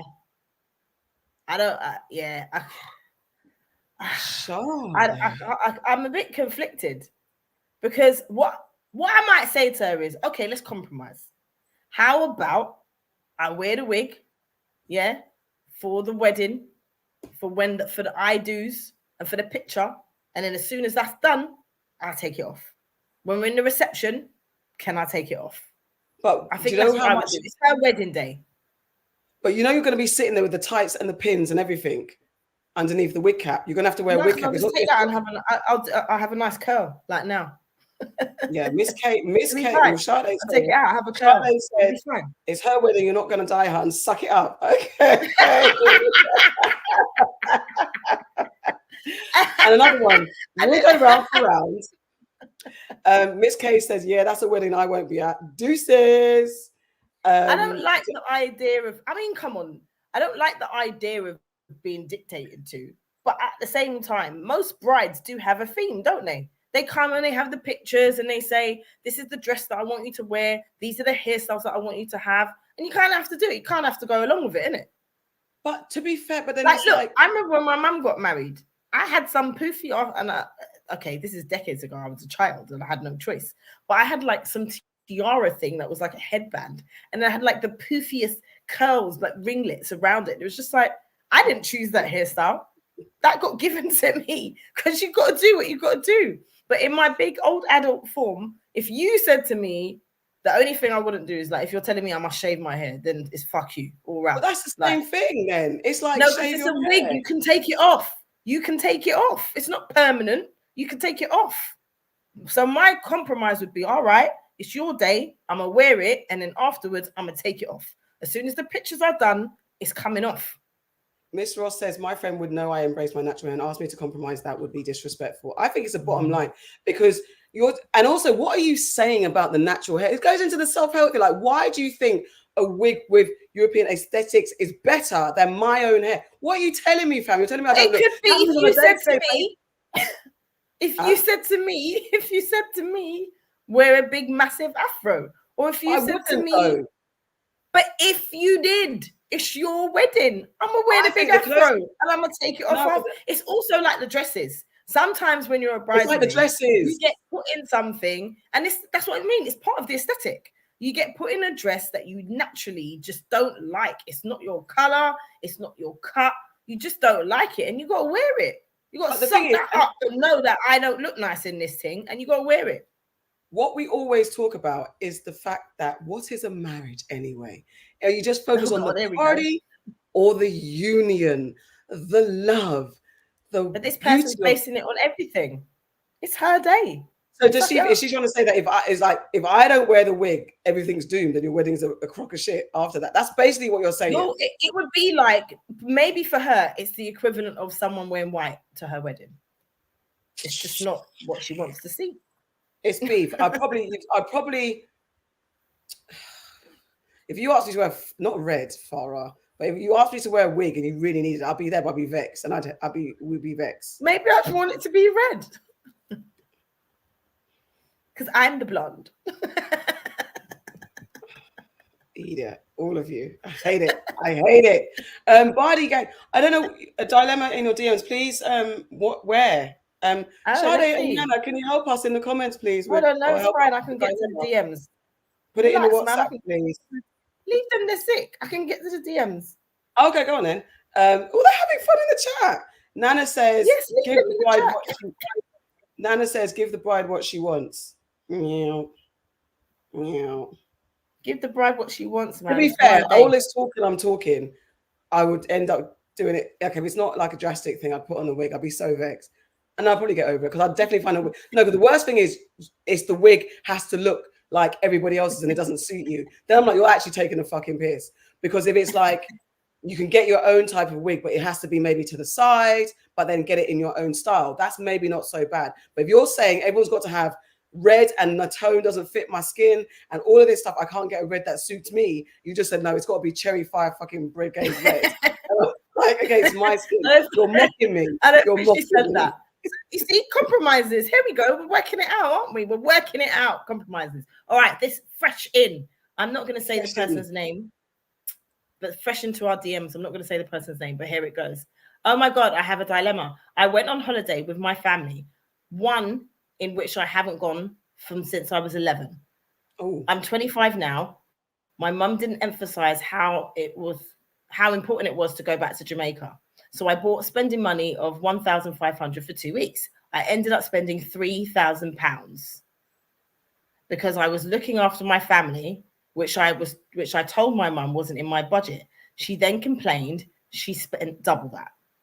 Fast forward, my cousins lived there, put me and my younger sister into a £400 bill that we were told would be a total of £100. I fell out with my cousin for the principal. Long story short, my mum took her side and we fell out on the trip, resulting in her saying she's kicking out my younger sister out of the house on return to the UK. My mum and I got into a huge argument in which she embarrassed me in front of the family and said I did the same. I haven't spoken to her in 3 months. What should I do? I need a summary. I need it again. Like, give me what happened? They went on holiday. Basically, she went on a family holiday. She hadn't been on a family holiday for a very long time. Her mum didn't emphasize how important it was to give back in Jamaica. Sorry, that's what I missed out. To give back in Jamaica. So she bought for that. She thought she's going to spend 1,500. That was her budget for herself, 1,500. She gets there and she ends up spending double that, £3,000, because she has to end up looking after her family. Everywhere they go, and she's probably having to pay for her family, right? Yeah, it wasn't in her budget. So she complained to her mum about that, about what she spent. And her mum was like, well, this is what it is, basically, blah, blah, blah. Fast forward, they went to her cousin. She went out or something like that. And her cousins put her and her sister into a £400 bill. But they told her at the time, it's only going to be £100. So they go somewhere and it was £400 when it should have been £100. So that's 50 each for her and her sister. So then now her and her sister are having to find £200. These times now she's already spent double the amount of her money. Yeah.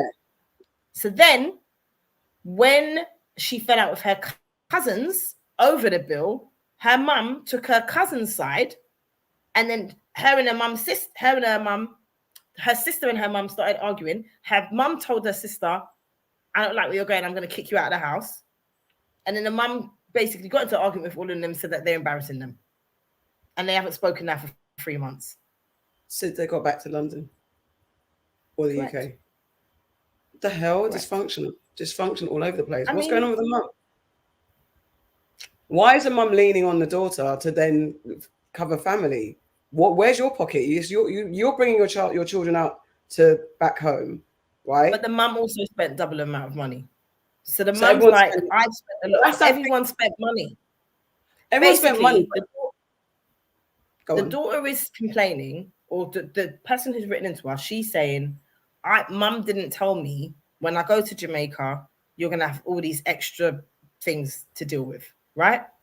It's don't just take money for you. Bear in mind that we're going to have to cater for the rest of the family who are out there.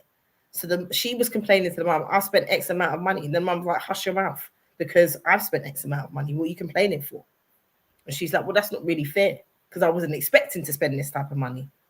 Exactly. You didn't tell me that I have to spend that type of money. So yeah, I think mum did. I think that's not fair, because I think I'd love to know how old everybody is, but obviously she's 25. Oh, she's 25. Okay, so mum invites you to come out, tells you to come, let's go see family. You're gonna have to have your hand up, that's tradition, just be aware. But mum should have put a cap on the. I know my mum wouldn't put me in that situation. She wouldn't expect me to hand out. She would say, do what you can. We'd have that conversation, and she'd probably stop me from doing too much, because she knows how out of hand it can get. So I know that's in the relationship I have with my mum. So I would not be in that situation. And I doubt she would take the side of my cousins, who then says it's going to cost this much, and then it ends up being more, and then leaving me in a situation where I'm out of money. I know that's the relationship I have, but I guess maybe these people obviously don't have a relationship where that kind of communication is clear. I think something's wrong with the mum in this setup. I think I don't understand. I'm not sure how this went this way. I think she's not spoken to her mum for 3 months. This is not worth. That's what I think. No, I think you need to talk to your mum, and you just need to say to your mum, look, you have to appreciate I've not been to Jamaica since I was 11. The last time that I went, you were looking after me. I didn't understand the budget. You didn't give me a breakdown of this is what to expect. I was shocked, because I don't have that money. So I was shocked. This is not enough for them to stop talking for 3 months.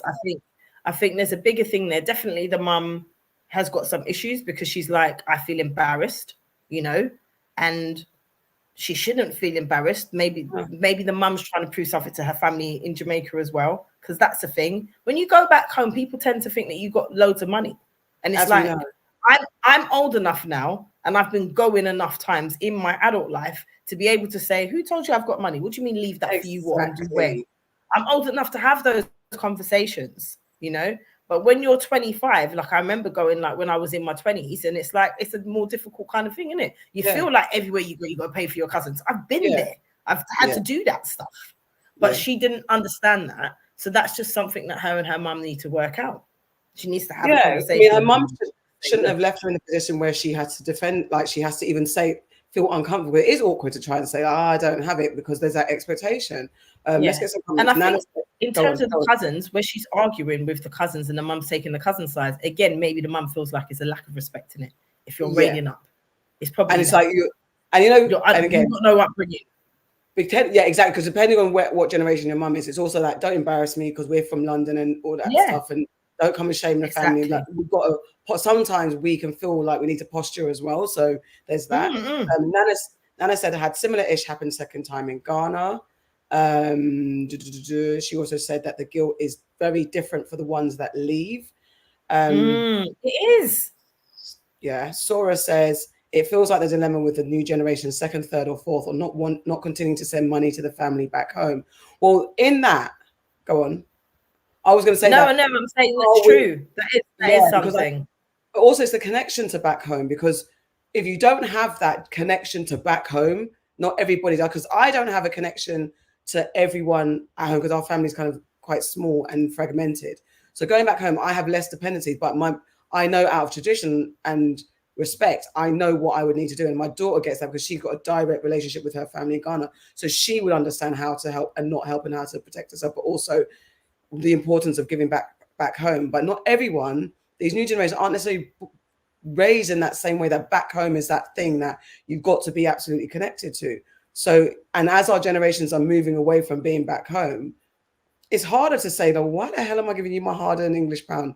Like, for what? For why? I don't even know you. So it's that guilt that we were raised with is not the same for her. And I wouldn't do that to my child. I'd let her make a choice of if she wanted to. If she felt like, no, I don't want to give money, then I'd be like, I can't force you. It's funny though, because I was speaking to someone, a younger generation person that I know, and they were talking about going back to Jamaica for Christmas, and they were saying, yeah, I don't need much money to go with because I'm going to stay at my family's house. And I was like, what, are you going to bring no money for your family though? That's the conversation I had. I said, what, you're just going to be there for free? And they were like, but I'm at my family's house. What do I need to bring money for? And I was like, because you're at your family's house. So you're going to be using up their stuff. You're going to be I said, you're going to eat, right? And they're like, yeah, but my family's going to do that. But that's extra for them. Yeah. So it is almost that generational thing. And also it's upbringing as well, because even over here, like general upbringing, you go to family, like if you're going to stay for an extended amount of time, you must have it in your mind that if it's not money I'm giving you straight, I'm going to go and do shopping. Like if I came and stayed with you, like even as a friend, I would still like, yo, put something in your fridge or put petrol in your car. Like it's just common decency to not be a burden to someone unless they really it's upbringing too. But I do think that the mum should have been a bit clear about what to expect. She's not been there since she was 11. The mum should have been a little bit clear about this is how it's going to go. This is how expensive it's going to be. You know, you have those conversations, how much spending money. And I've seen this because even my cousin the other day when we went to Grenada, my little cousin, her son, she was like, how much spending money are you taking? You're going to need more than that. You know, I heard them having these kind of conversations. So you have to be armed with as much information as possible. It's hard to get somewhere and to have that not in your budget, and all of a sudden you're spending money that you just don't have. So I can kind of see it from both sides. I can see it from both sides, but I think mum should have protected her a bit more. Like it shouldn't be that come to the child. It's not. There's a hierarchy of that. And at that point, it's not your immediate. Your mum is you've got mum, dad. Those are your like immediate responsibilities. Really, who you live with is who your first responsibility as a child. So extended family that you don't know, that's not your direct responsibility, but you can. It's a conversation. Sora says, happened with my parents too. We all hear about how they have fight arguments about lands back home, and watching that, I'm thinking to myself, I don't want that. It's true. Sade says, need to take some time and then talk to mum and get your side across if you can. Maybe avoid in the future by having a budgeted amount, and when it's done, it's done. Manage their expectations up front. Absolutely. You just needed to be prepared. Bardi Gang says, I don't understand how things used to go, but I don't think it's fair relying on us as children to start helping older people, especially when we are just helping ourselves. I think it's the two-way dynamic, Bardi. It's like, as we were saying, there's a traditional, there's culture, there's upbringing. And then, it's not like you get dumped on, but then you've got family who are not as well off as we are over here, if you are well off over here. And to be fair, having a regular 9 to 5 and a regular wage is sometimes more than what they're getting back at home. So no matter what, we're doing better in their eyes. So it's a conversation. It's understanding your family dynamics. Yeah. Sade says, it's not fair, but totally understand the responsibility of supporting those abroad. It isn't fair. It's kind of the done thing. And then, no, just listen to your mum's stance on this. Look for the guilt and shame. Oof. It's a burden, though, because I think the younger generation are very good at putting up boundaries and saying, no, this ain't for us. And I think those who've been raised in tradition and culture, it's difficult for us to see this is the right thing to do. But there's also an element. Why should you feel guilted into something? There should be an absolute understanding of why this is important. But there's that, but then there's also the expectant thing, which is what I was saying about expecting to go somewhere and not have to contribute outside of your own self. That's what I mean. So that's why I feel like there's two things here. The mother should have absolutely explained to her child, this is what is going to happen in Jamaica. How much money are you taking? You might need to take a little extra. You know, I'm going to be there and I'm going to be spending probably extra as well. This is how much I'm taking. I'm not expecting you to do the same, but like just be prepared that you might need to spend outside of yourself. So She just wasn't armed with the information that she needed to have, and it turned out being a resentful thing, which you can do. If you're spending money that you didn't account for, you're going to get annoyed. You're going to get well annoyed. And especially back home, and it's like, shit, I ain't got no money for this, that, and the other. Okay, speaking of spoiled kids, I think this will be the last one. I've raised a spoiled brat, and I don't know how to undo the damage. My daughter is such a brat, and I don't know how to fix her. She's rude, lazy, and manipulative. She's 17 and doesn't do a damn thing around the house. I have 4 children, and the 2 oldest have moved out, and the youngest is 12 with slight special needs. My daughter won't help me with her either. I've asked her to take her to school while she's figuring out her life, but she refuses to because, in her words, she doesn't sleep until 3 a.m., so she's not going to be able to get up at 7 to do the school run. I have a hair salon that she's supposed to come in and help on Saturdays, but she rolls in when she wants and sits down most of her shift. If I ask her to do anything, she whines and cusses while she's doing it, and usually I have to go behind her and do it again because she makes no effort. She dropped out of college because she didn't like her lecturer. Now she says she wants to be a singer, but it's doing nothing to start her career. I just don't know what happened. She's really cute and pretty, and possibly I over-babied her. If that's the case, I recognize the error of my ways, and I desperately want to fix it before she's a lost cause. Is she a lost cause? I don't mean to laugh. I didn't mean to laugh at all. I mean, she's 17. So I don't want to say lost cause, but you've got your hands full. You've got your work set out to change what you've molded and what you've allowed for at 17. That's going to be difficult. And I think you also need to focus on more than her just being pretty. Yeah, because that bit that you... Huh? No, go on. No, what are you going to say? I was going to say, well, she said that she's really cute and pretty, and possibly so she's recognizing that maybe that's where she's. I know, wrong. But she's still even saying it. That's my point. Yeah. You're still even saying it. Yeah. So it's like that's what she's got to do. Just be cute and pretty. Nah. Like I think this is like I have for as long as I can remember, my daughter's had to do things like tidy up after yourself, and we have those conversations because it's just me and you in this house, and there ain't no maid service around here. That's my favorite thing to say to her. Ain't no maid service in this house because it ain't. You got to learn to do things, you're not helping her in the long run. No, by babying these children. You're not helping them learn independence in the long run. You're not. Yeah. So it's going to be hard. You know. It's going to be. It's definitely hard to change that because 17, that's that peak where you think you're grown and you're not. You obviously know you're not, but when you're going through your hormones, you think you're grown. And if you've been spoiled on top and then all of a sudden your mum's like, nah, hold on, skirt, let's do it again. Let's try again with this. Then you're going to be like, right, who are you talking to? I mean, I definitely spoiled my daughter. I definitely did because I felt I was compensating for not having a father in the home and having a few kind of like, you know, I'm a working mum and I'm an ambitious mum. I wasn't going to sit at home and be a stay-at-home mum. I was going to work. So she had to go to childminders and stuff. And I think because of my background being fostered and always being in childcare in different various ways, I was trying to compensate. So I realized a bit late that, hold on, I'm tidying up after her. I'm not expecting her to do things. And when I realized that, I was like, oh no, I've got a little bit of a messy babe. But how old was your daughter when that happened though? In her late teens. It took a while because I when she was a toddler, she did tidy up. I told her to tidy up, but it wasn't a thing where I was like, make sure you put your stuff away. I just let her. And she wasn't a bad child. She wasn't a child that I had to deal with in any type of way. So I made her, I gave her a childhood. I really wanted her to have a childhood. And how long do you think it took? This is the prime example then. This is my thing. So I just had to, but again, on the nature of our relationship, we had good conversations. I was like, tidy up. We had a few like, can you tidy up your shit? So now she knows what I expect. And she's it didn't take till 24, but she's definitely like, she's aware of what she needs to do around the house, tidy up, sit together and all that type of stuff. But so I think basically, that's why I said she's got a long road ahead of her. Yeah, because she's now having to set new terms and new boundaries that she hasn't had. Sade said send her home. Nana says lost cause.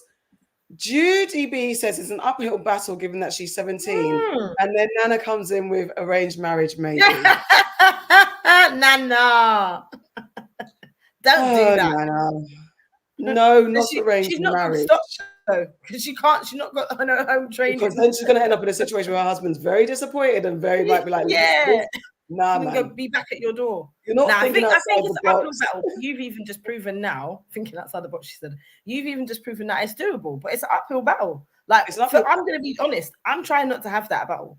I'm Yeah. trying from now, you know how I like things, innit? And I say, it's just me and you in this house. There's no Exactly. maid service.